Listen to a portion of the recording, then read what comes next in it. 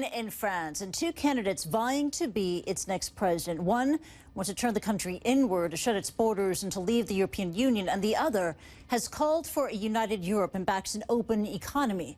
On Friday is the last chance for Marine Le Pen and Emmanuel Macron to win over voters. The latest polls show Macron holding a steady lead ahead of Sunday's election. Now let's go live to the French capital. CNN's Melissa Bell joins us live from Paris. Melissa, this is it. This is the final day of campaigning.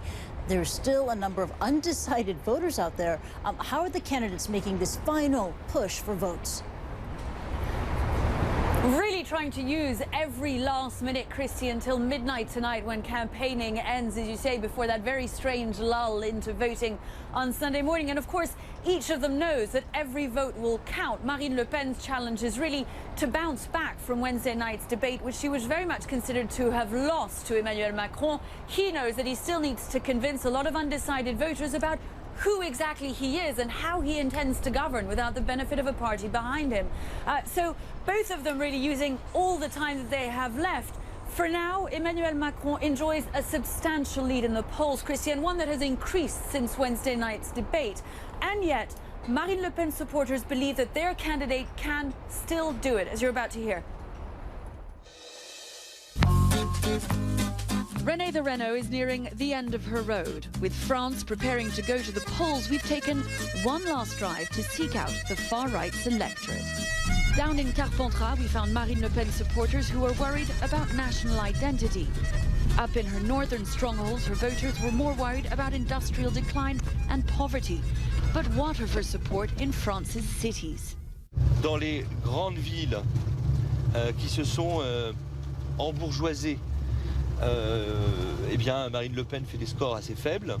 Par ailleurs, dans les régions plus populaires, dans la ruralité, c'est là que Marine Le Pen fait ses plus beaux scores.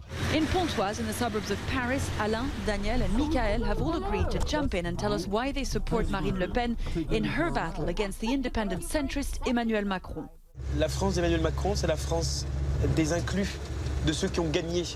Marine Le Pen, c'est la France des exclus, c'est la France des oubliés, ceux qui n'ont pas pu bénéficier des avantages de la mondialisation. If you can afford living in Paris, it means that you've gained from globalization. You're a part of the happy few.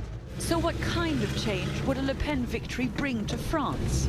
Une révolution scolaire, puisqu'on va refonder l'école autour des fondamentaux. Une révolution républicaine en réinstaurant la laïcité et nos principes et nos valeurs. Bref, une révolution partout. But what of her chances of winning, given Macron's substantial lead in the polls? Human nature is such that it will, in many occasions, favor, stability over change. But the situation we're in right now is not sustainable. So either we go on this way with Macron and then we die, because this is what's going to happen. We're going to die as a country, or we face the hardships. Le peuple français est un peuple mature, est un peuple libre. Et donc je crois tout à fait à l'expression d'un sursaut démocratique dimanche. Je m'attends à la victoire d'une certaine idée de la France. Et j'ai envie de dire, même si nous perdons dimanche, nous aurons quand même gagné. Parce que nos idées se sont imposées dans le débat, nos valeurs se sont imposées dans le débat, nos points de vue se sont imposés dans le débat. Et surtout, on a fait la campagne autour de nos thématiques. They're an idea of just how Marine Le Pen supporters are feeling here in Pontoise on the outskirts of Paris, just ahead of the big day.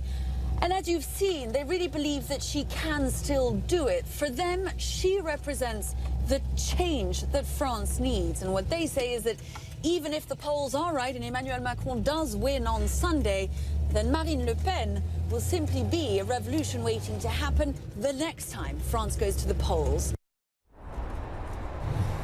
Now, Kristie, listening to those Marine Le Pen supporters, you may have been struck by the similarity in so much of what we heard in the American presidential election. And indeed, the far-right candidate does believe that Trump's victory there could lead to hers here. It is that anger, that sense that there is a need for a change that she believes could still push her all the way to the Elysee Palace, Kristie.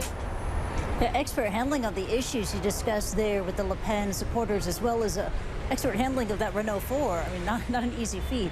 Before you go, I've got to ask you about an interesting endorsement from Obama. The former president has thrown his weight behind Macron. How is that being received there in France? With a good deal of surprise. I mean, it's simply not the kind of outright intervention you tend to get in French presidential elections from a former foreign leader. But again, it is a reminder of the fact that actually this campaign, in a sense, is the continuation of the battle that began in the United States just a few months ago. Not so much between left and right, Kristie, but between a closeness, a retreat behind borders, or a continued sort of openness onto the rest of the world. And it is that battle that will oppose Emmanuel Macron and Marine Le Pen along very different fault lines than anything that has separated presidential candidates in the past. Kristie. And Mélenchon, the leftist candidate who's out of the race, he denounced Le Pen but has refused to endorse Macron. So how could that affect the election outcome? It's a really good point and a really interesting question, because he had nearly 20% of the vote in the first round. It is a substantial part of the French electorate.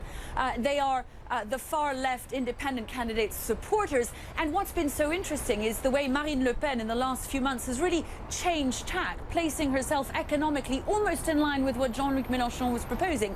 Both candidates believe that France should withdraw from the European Union and NATO. Both candidates want to introduce economic protectionism to boost France's economy and to keep the sort of social welfare state, very strong welfare state that's in place here in France intact. And so there are people who voted far left in the first round, whom it is believed will go on to vote far right in the second round. Clearly, that is what Marine Le Pen is counting on. She's really put at the forefront of her campaign leading into the second round of voting the fact that Emmanuel Macron is the one that is pro-globalization, that he's a former banker, and that essentially he's going to bring more of the same to France.